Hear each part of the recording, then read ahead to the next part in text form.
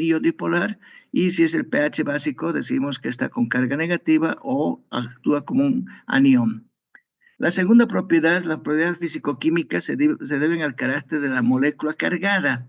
Estamos viendo que la molécula habitualmente puede estar cargada y tienen solubilidad o tienen una propiedad físico-químico que es la solubilidad, pero solamente en disolventes polares. No se disuelve en agua.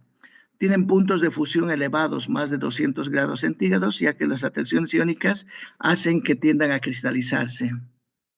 El punto isoeléctrico. El punto isoeléctrico de un aminoácido es el pH en el cual el aminoácido no tiene carga neta. El estado del ion es dipolar y no migra en un campo eléctrico. A eso se llama punto isoeléctrico. ¿Qué nos dice esto? Que las diferentes proteínas están formadas por diferentes aminoácidos y cada uno de los aminoácidos tiene un comportamiento a un determinado pH. Y nosotros tenemos que ver su capacidad de disociación de cada uno de los aminoácidos y sacar un punto equivalente, un punto isoeléctrico, donde el aminoácido no tenga carga neta y podamos decir aquí es su punto isoeléctrico de este aminoácido. Cada uno de los aminoácidos se analiza y se va a analizar en la práctica qué punto isoeléctrico tiene y a qué pH se encuentra sin carga y a qué pH se encuentra con carga positiva o carga negativa. Ese es un tema que se lo toca en la práctica. Bien. La carga de los aminoácidos. En pH fisiológico, el grupo alfa-amino está protonado y tiene carga positiva y el carboxilo carga negativa. Eso lo acabamos de decir varias veces. Hay cargas positivas en las cadenas laterales de los aminoácidos a pH 7, como la arginina, lisina, histidina, y hay cargas negativas laterales con el aspartato y el glutamato. El punto isoeléctrico es el pH, vuelvo a decir, al cual el número de cargas positivas es igual al número de cargas negativas y la carga global del aminoácido es 0. Las propiedades espaciales. Los aminoácidos pueden tener imágenes en espejo y formar isómeros. Aquí tenemos en la figura un aminoácido, fíjense, su grupo carboxílico está ahí arriba y su grupo nitrogenado acá, su R y su hidrógeno y el carbón al centro.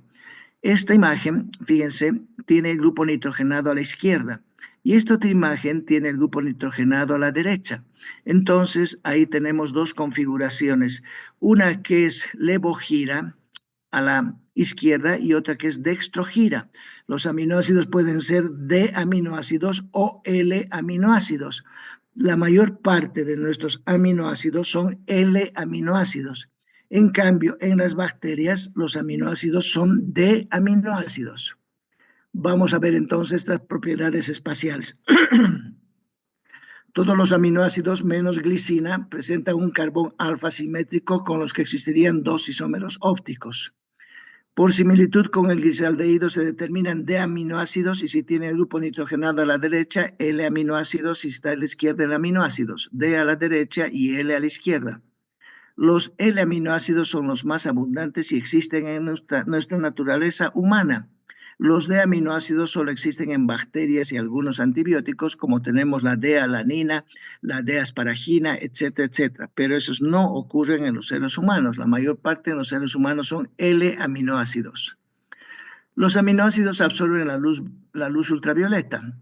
Entonces, producen una absorción máxima a 280 nanómetros y la absorción es proporcional a la concentración de aminoácido que se refiere. Aquí tenemos la longitud de onda y la absorción de la luz. Fíjense, el triptófano, si está en grandes concentraciones, aumenta su absorción a una radiación de 280 nanómetros o de longitud de onda. No se olviden que las radiaciones no son más que ondas o longitudes de onda de diferente tamaño. ¿Cómo se clasifican los aminoácidos? Y entrando en la parte que nos interesa, porque todo lo anterior era físico-química, que no lo vamos a ver, pero ahora sí los aminoácidos como tal. Los aminoácidos proteicos son 20, los no proteicos son más de 300. Aminoácidos esenciales son aquellos que tenemos que administrar por la dieta. Y hay un mnemotécnico que es clave para recordar estos aminoácidos esenciales y se llama el Hall privado de Tim. Cada una de las letras especifica un aminoácido en particular, excepto la PRI, porque la prolina está puesta acá solamente para que la frase en inglés tenga algún sentido, pero la prolina no es un aminoácido esencial. Los aminoácidos no esenciales son aquellos aminoácidos que el cuerpo forma. Los esenciales nutricionalmente son los que se administran por la dieta y son 10. Y los no esenciales los que forma el cuerpo y también son 10.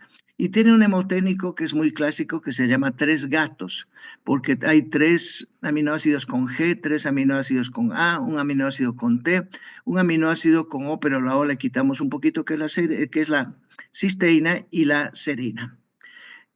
Los aminoácidos se clasifican también por su carga a diferentes pH, pueden ser positivos o negativos, y eso da características a una proteína. La proteína habitualmente tiene carga negativa, eso hay que recordar.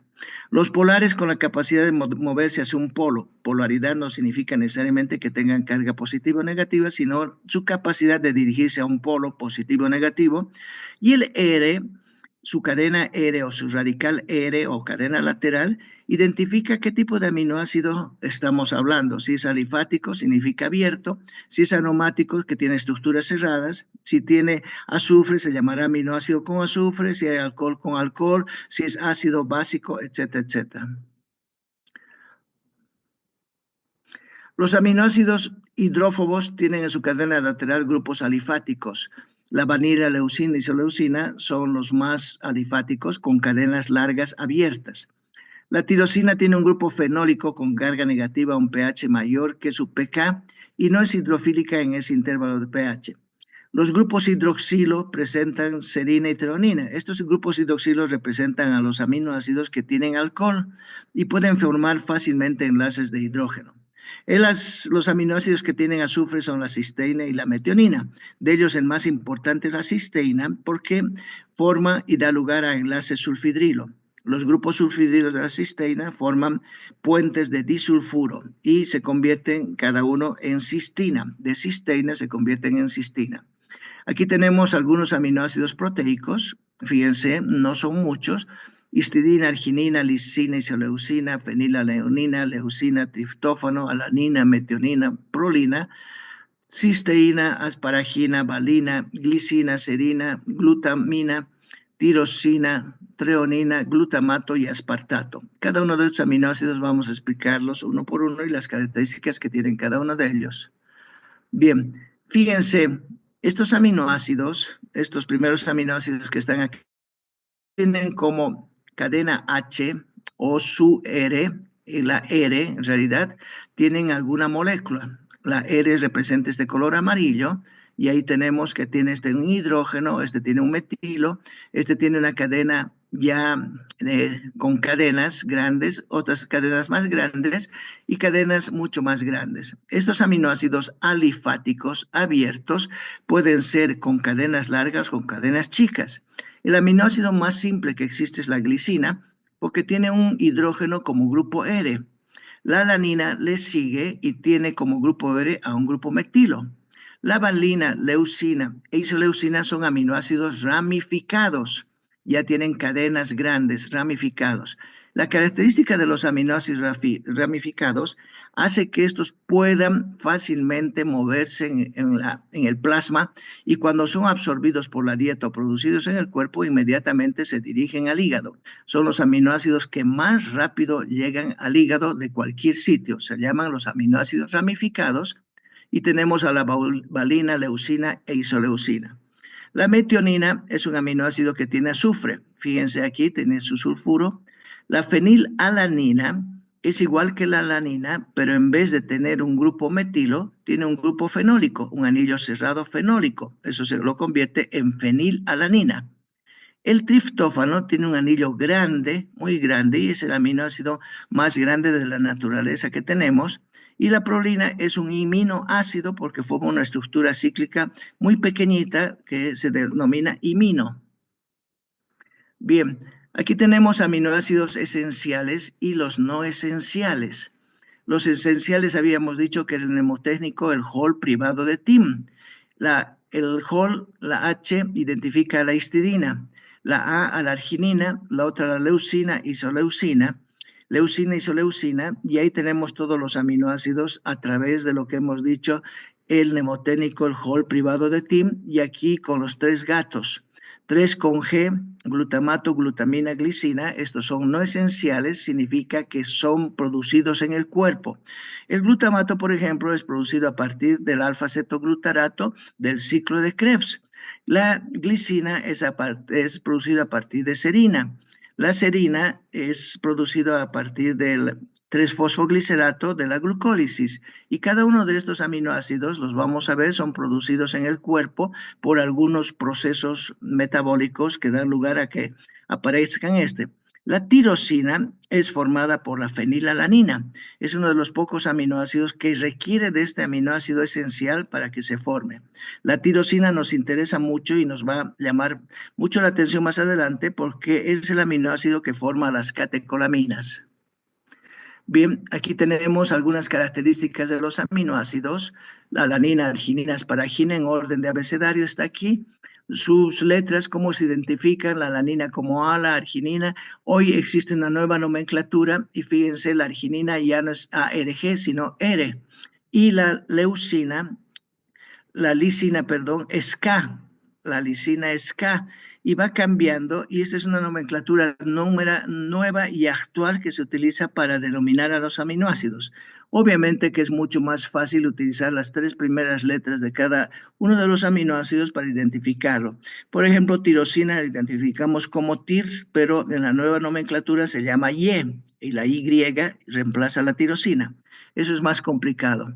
Su abundancia es relativa, su peso molecular. Hay algunos aminoácidos que pesan mucho. Fíjense, la fenilalanina pesa 147 daltons y el triptófano, que es el aminoácido más grande, pesa 186 daltons. Pero cada uno de los aminoácidos tiene un peso específico. Cuando uno quiere determinar cuánta es la cantidad de aminoácidos que tiene una proteína, tenemos que imaginarnos que algunos aminoácidos están muy grandes, muy pesados, y otros muy simples, muy sencillos. Entonces el promedio se dice 100 daltons por cada aminoácido. Si tenemos un polipéptido que tiene 51 aminoácidos, podemos decir que va a tener un peso molecular de 5100, porque multiplicamos por 100, pensando que cada aminoácido pesa 100 daltons. 51 por 100 es 5100. Si fuera una proteína mucho más grande, tenemos que multiplicar por 100 porque, vuelvo a decir, el peso molecular, para no especificar de cada uno de los aminoácidos, obviamente que eso es lo mejor, pero es imposible hacerlo en la práctica y menos con un tiempo muy limitado. Se saca como promedio el peso de cada aminoácido de 100 daltons, pero hay aminoácidos muy pesados como el triptófano, que es el más grande. Le sigue otro como es la tirosina, etcétera, etcétera. Su pK, cada uno tiene un pK según sus cadenas laterales, su volumen y su carga, si va hacia el lado positivo, hacia el lado negativo, si tiene una carga dada por hidrógeno, si es hidropolar, hidrofóbica, etcétera, etcétera. Se clasifican los aminoácidos también como no polares o hidrófobos, polares sin carga, polares con carga negativa, polares con carga positiva, y aminoácidos esenciales. Los no polares, aquí tenemos aminoácidos apolares o no polares, significa que no se van a ninguno de los polos. Tenemos la glicina, alanina, valina, isoleucina, metionina, prolina y leucina. Los aminoácidos aromáticos son con estructuras grandes. Los polares sin carga, son polares pero sin carga. Y por último tenemos los polares con carga. Cada uno de estos aminoácidos y su distribución según su polaridad, no polaridad, etcétera, se lo ve en la práctica. Es imposible explicar cada uno de estos y decir esto ocurre, es polar, sin polar, no polar, etcétera. Eso se lo ve en la práctica y con cada uno de los aminoácidos. Los aminoácidos proteicos, y hemos dicho, pueden ser no polares, polares sin carga, con carga negativa, con carga positiva. Algunos aminoácidos están especificados acá, pero vuelvo a decir, todo esto se lo ve en la práctica. Los aminoácidos proteicos poco frecuentes son aminoácidos que todavía no se han aceptado totalmente como aminoácidos, ya que son derivados, muchos de ellos, de otros aminoácidos. Por lo tanto, no podemos decir son aminoácidos nuevos, sino que son aminoácidos que han surgido a través de una modificación covalente que se ha producido. Por ejemplo, aquí tenemos al aminoácido prolina, pero si se hidroxila en la posición 4, aquí este hidroxilo se llama hidroxiprolina y parece que fuera un nuevo aminoácido. Es la misma prolina, pero solamente hidroxilada, y aquí la lisina se ha hidroxilado en la posición 5 y se llama 5-hidroxilisina, pero también derivado de la lisina. Estos dos aminoácidos tienen una connotación importante porque se encuentran en algunas proteínas, particularmente de la matriz extracelular, como es el colágeno, la elastina, etcétera, etcétera. Y algunos otros aminoácidos que muchos autores indican que deberían incorporarse como aminoácidos nuevos y no como derivados de los aminoácidos. Por lo tanto, se llaman aminoácidos proteicos poco frecuentes. O los no frecuentes que se encuentran en proteínas musculares, lo mismo que la metilhistidina, la metillisina, etcétera, etcétera. En el colágeno tenemos muchos hidroxiprolina, hidroxilisina, etcétera. Los aminoácidos no proteicos son aquellos que no forman parte de las proteínas. Aparecen como intermediarios metabólicos o se encuentran en las paredes de las bacterias, pero tienen roles importantes. Estos aminoácidos, muchos de ellos son D o L aminoácidos o llamados alfa, beta o gamma aminoácidos. Son aminoácidos que no forman proteínas, esa es la particularidad, y son más de 300 aminoácidos. El GABA, el ácido gamma aminobutírico, es, por ejemplo, un aminoácido no proteico. La dopa, la dihidroxifenilalanina, es también aminoácido no proteico, pero es derivado de otros aminoácidos. Sin embargo, no va a formar parte de las proteínas, sino va a formar parte de otras estructuras. Aquí, aminoácidos no proteicos, la homocisteína, la homoserina, no son proteicos, pero sí son derivados de ellos. El GABA es no proteico y habíamos dicho la citrulina, ornitina también son aminoácidos no proteicos. Fíjense, la beta-alanina no es lo mismo que la alanina pura, es precursor del ácido pantoténico y el ácido pantoténico es el que va a generar la coenzima A. La homocisteína y la homoserina son intermediarios en el metabolismo de los aminoácidos. El GABA es un neurotransmisor inhibidor del sistema nervioso central, es un aminoácido no proteico. La citrulina y ornitina se van a encontrar en el ciclo de la urea y son aminoácidos no proteicos. No van a formar proteínas, pero sí van a formar parte de procesos metabólicos importantes en nuestro organismo. Seguimos con algunos aminoácidos no proteicos. La ornitina también está en el ciclo de la urea. Y vemos derivados de los aminoácidos. Esto es importante porque cada uno de los aminoácidos va a dar lugar a compuestos que son útiles en nuestro organismo. Vamos a ver algunos, no todos, porque esto también, vuelvo a decir, en la práctica se tiene que analizar y se tiene que enseñar o se tiene que adquirir el conocimiento por parte de ustedes en la parte práctica. En la teoría, muy rápido y no van a recordar grandes cosas. La arginina da lugar a las poliaminas. Estas poliaminas actúan como factores de crecimiento y se van a encontrar en muchas estructuras, estabilizan a los ribosomas, a los virus, etcétera, etcétera. Y tenemos a la espermina, espermidina, putrescina. Luego tenemos a la glicina. La glicina nos va a dar a varios compuestos, nos va a dar o va a participar en la formación de las purinas, del glutatión, de la creatinina, de la fosfocreatina, de las sales biliares, etc. De la glicina, la creatina es un almacenamiento de fosfatos energéticos y sus derivados que van a formar las sales biliares, el ácido glicocólico y el ácido glicoqueno desoxicólico o taurocólico que van a actuar en la emulsión de las grasas como sales biliares. De la histidina tenemos la histamina, que es el vasodilatador más importante y es un neurotransmisor también, está vinculado con las emociones y además es el agente que tiene relación con la alergia. Entonces la histidina da lugar a la histamina. La serina da lugar a la esfingosina y la esfingosina es un alcohol que va a formar fosfolípidos diferentes a los fosfolípidos comunes. Los fosfolípidos comunes tienen como alcohol al glicerol, en cambio de la serina sale un alcohol que se llama esfingosina, que es un alcohol enormemente grande, que va a dar lugar a los esfingolípidos. La tirosina quizás es uno de los aminoácidos más importantes. La tirosina, hemos dicho, se forma a partir de la fenilalanina y nos da diferentes compuestos, entre ellos a las catecolaminas. Y eso no podemos olvidar jamás. También da lugar a un pigmento que es la melanina, da lugar a una hormona que es la tiroxina, da un derivado que es la tiramina, da unos opiáceos, a la morfina y codeína, papaverina, etcétera, son derivados de la tirosina. La dopa es un compuesto del metabolismo de la tirosina para formar a las catecolaminas. Aquí tenemos la tirosina y la tirosina tiene un solo oxidrilo. Cuando se duplica su oxidrilo o se incorpora un oxidrilo nuevo, se forma dopa. La dopa se encarga de la coordinación del movimiento, del tono muscular y de la postura. La dopa se convierte en dopamina. Cuando pierde un CO2 se descarboxila y se convierte en dopamina. La dopamina va a adquirir un nuevo oxidrilo y se va a convertir en noradrenalina. Y la noradrenalina va a incorporar un grupo metilo y se va a convertir en adrenalina. ¿Qué significa esto? Que la tirosina, un aminoácido que es no esencial, que se forma a partir de la fenilalanina, da lugar a muchos compuestos, entre ellos las catecolaminas, dopamina, noradrenalina, adrenalina.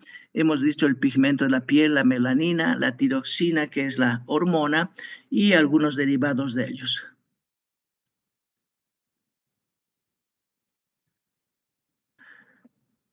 También da lugar a opiáceos como la morfina, heroína, etcétera, etcétera. Hormonas tiroideas, hemos dicho. El triptófano es otro aminoácido importante y el triptófano lo que más nos interesa es que forma la serotonina. Y la serotonina es un neurotransmisor y es un vasoconstrictor importante vinculado a la percepción sensorial. La serotonina se llama 5-hidroxitriptamina. ¿Por qué? Porque el triptófano primero va a cambiar, se va a llamar, se va a descarboxilar y luego se va a hidroxilar y va a formar a la 5-hidroxitriptamina. La 5-hidroxitriptamina es el nombre de la serotonina y se abrevia como 5-HT. Todo lo que vea con 5-HT está relacionada con la serotonina y sus receptores de la serotonina se van a llamar 5-HT. Tenemos también al ácido indol acético, que es la parte estructural y la parte cíclica grande del triptófano. Ahí tenemos a la melatonina, en algún momento fue considerado un neurotransmisor específico de la glándula pineal y la que estaba relacionada con la vigilia y el sueño. Hoy se ve que se forma en muchos otros sitios. Y empezamos los polipéptidos y péptidos. Esos eran aminoácidos y ahora nos vamos a los péptidos y polipéptidos. Para que se forme un péptido es imprescindible que haya un enlace. El enlace se llama enlace peptídico. Y el enlace peptídico se establece entre el nitrógeno de un aminoácido y el carbono de otro aminoácido. Ahí se produce una molécula de agua y esta unión forma el enlace peptídico. Cuando el péptido está formado por menos de 10 aminoácidos, se dice oligopéptido. Si está entre 10 a 15 o 15 a 50, polipéptido. Y si es mayor a de un peso molecular a 8000 Daltons, se los llama proteínas. En una palabra, todos los péptidos, polipéptidos o aminoácidos se forman de la misma manera, pero según la cantidad de aminoácidos que tenga esa estructura se va a llamar péptido, tripéptido, nonapéptido, octapéptido, se lo va a llamar oligopéptido o se va a llamar polipéptido simplemente y se llamará proteína cuando su peso molecular es arriba de 8000 Daltons. Entonces, el número mágico aquí es 8000 Daltons. 8000 Daltons significa que ese polipéptido es una proteína y probablemente tenga más de 80 o 100 aminoácidos. La insulina, por ejemplo, tiene 51 aminoácidos y no tiene 8000 Daltons de peso molecular, tiene 5100 Daltons de peso molecular aproximadamente y se lo considera un polipéptido. En cambio, el colágeno tiene 640 aminoácidos y eso significa 64,000 de peso molecular, Daltons de peso molecular, y esa sí la consideramos una proteína como tal. El enlace peptídico, había dicho, se establece es un enlace covalente en el carboxilo de un aminoácido con el amino del otro aminoácido. El, el nitrógeno y el carboxilo se unen, por favor, nitrógeno y carboxilo se unen. Los átomos forman un enlace que es una unidad plana rígida, el enlace peptídico. No tiene libre rotación, el enlace peptídico le da mucha estabilidad a los aminoácidos y su ruptura está dada por enzimas proteolíticas, carboxipeptidasas del extremo carboxilo o aminopeptidasas del extremo amino. El enlace peptídico es imprescindible para que se formen los péptidos o los polipéptidos o las proteínas. El enlace peptídico, hemos dicho, se une el carbón, el grupo y carboxilo de un aminoácido con el grupo nitrogenado del otro aminoácido y se elimina una molécula de agua y así está unido, y este es el enlace peptídico que a veces es difícil romper. Los péptidos pueden ser agentes vasoactivos como la angiotensina 2, la bradicinina, que son péptidos pequeños. Pueden actuar como hormonas, oxitocina, vasopresina, insulina, etcétera, neurotransmisores, encefalinas, endorfinas, sustancia P y antioxidantes. El glutatión es un tripéptido, es formado por 3 aminoácidos y es el antioxidante más numeroso que tenemos nosotros. Las proteínas. La síntesis de la proteína implica que participen 3 grupos de los RNAs, el RNA mensajero, el RNA ribosómico y el RNA de transferencia, y a través de la lectura del código genético dado por el DNA y transmitido al RNA, en función de las transcriptasas, se va llamando a cada uno de los aminoácidos para que formen una cadena y la burbuja se pueda trasladar de lado a lado y vuelva a leer otro triplete u otro codón. Esto se explica muy bien en la práctica y es muy sencilla saber cómo es la síntesis de proteínas. Las proteínas se pueden clasificar según su estructura. Hay proteína, la estructura primaria de la proteína, que se conoce como la secuencia y el número de aminoácidos. Eso determina la estructura primaria de una proteína, está determinada por el código genético, es lineal y determina la función y estructura de una determinada proteína. La estructura secundaria es la forma que adopta la proteína una vez que se forma. Puede ser una estructura como hojas plegadas, puede ser como hélice, puede formar como bucles, etcétera, etcétera. Es la estructura con la que la proteína formada ha salido del ribosoma. La estructura terciaria se refiere a la relación tridimensional. Las proteínas son estructuras tridimensionales, tienen alto, ancho y profundo y se pueden relacionar y formar enlaces entre ellas en una parte de una hélice o una parte de un segmento de la proteína con otra. Y la estructura cuaternaria se refiere a la existencia de subunidades polipeptídicas que van a formar a la proteína. Por ejemplo, la hemoglobina tiene una estructura cuaternaria extraordinaria porque tiene 4 globinas y esas 4 globinas se van a unir. Es una estructura cuaternaria. Aquí estamos, estructura primaria, es la secuencia y número de aminoácidos que tiene una proteína. La estructura secundaria es la forma en que va a salir la proteína como hélice, como hoja plegada. La estructura terciaria, la que forma relaciones y contactos entre hélices alfa, hojas plegadas. Y la estructura cuaternaria, que consiste de más de una cadena de aminoácidos o más de una proteína que se van a unir entre ellos. Bien, la correlación clínica, ¿por qué nos interesa saber que hay estructura primaria, secundaria, terciaria y cuaternaria? Porque algunas enfermedades se producen por alteraciones en la estructura secundaria, están mal plegadas, mal conformadas. Hay enfermedades priónicas, que se llama enfermedad de las vacas locas, en las encefalopatías espongiformes que resultan de la estructura terciaria anormal.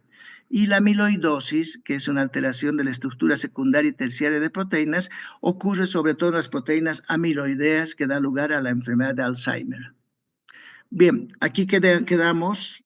Vamos a ver la próxima clase, el próximo jueves, la continuación de esto, y espero que tengan un buen día. Hasta luego.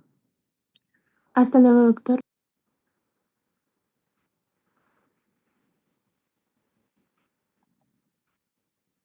Record